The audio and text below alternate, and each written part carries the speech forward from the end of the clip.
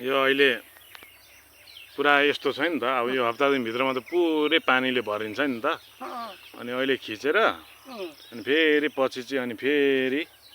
यो हाम्रो खाल होइन यो त पानी भरेर त पुरा अब भरिन्छ नि त अब यो हप्ता दिनभित्रमा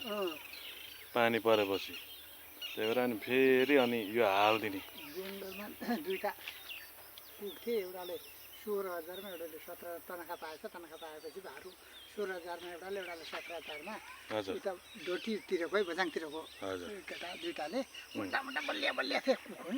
अनि